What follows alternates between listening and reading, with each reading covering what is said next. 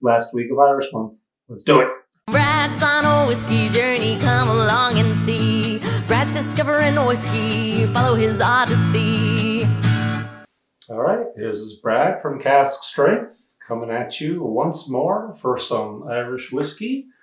This time around, to finish off Irish Month for me, I'm going to go with an interesting one, Connemara Peated Irish whiskey, which is basically impossible to find here in Ontario.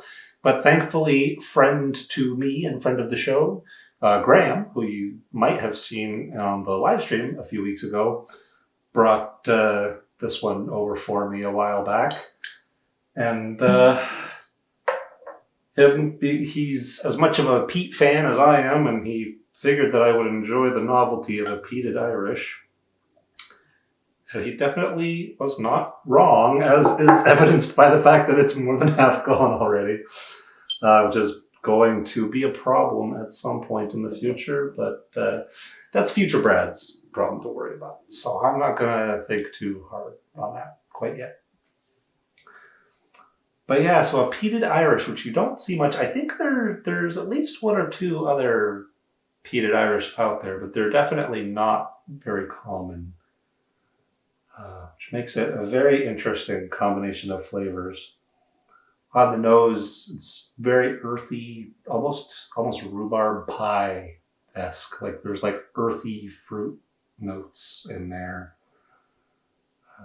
Rhubarb is not typically a fruit, but you know what I mean.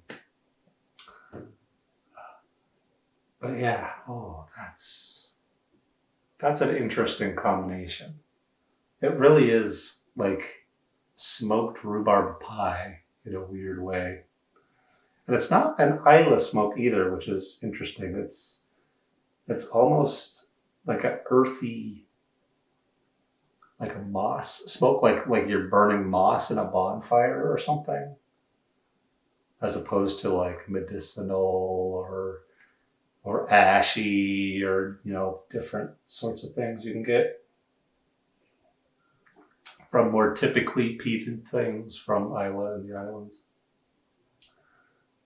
Yeah, that's something else. It's a very interesting combination because the smoke kind of undercuts the sweetness a little bit in a way that I personally find pretty satisfying, since I don't tend to like super sweet whiskeys as often. There are exceptions, but most of the time I tend to go for the less sweet ones.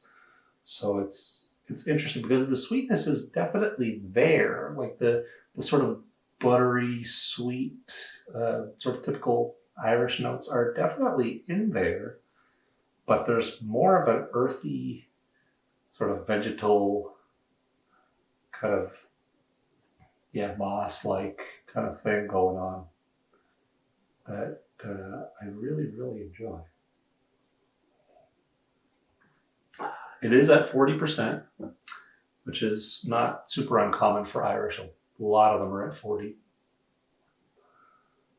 But it's just real nice. And I have had the chance of having a couple different versions. I've had the 12-year and the 22, and they're both amazing whiskeys. But even the standard non-age statement one is pretty damn good. I think that's going to have to be my rating, too. It's just pretty damn good whiskey. And it's definitely one of my favorite Irish whiskeys. Just there's something very interesting about the combination of the buttery classic Irish notes with just an earthy peat vegetal kind of set of notes. And even in the finish, like it just feels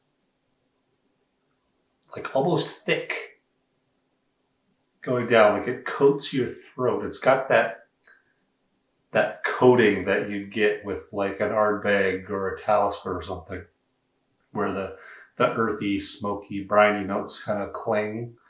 It's got that same kind of cling, but it's got the buttery Irish note in there too, which is super, super interesting.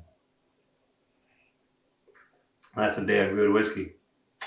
Cheers. See you next time. Come on, Brad. along and see. Brad's discovering whiskey, follow his odyssey.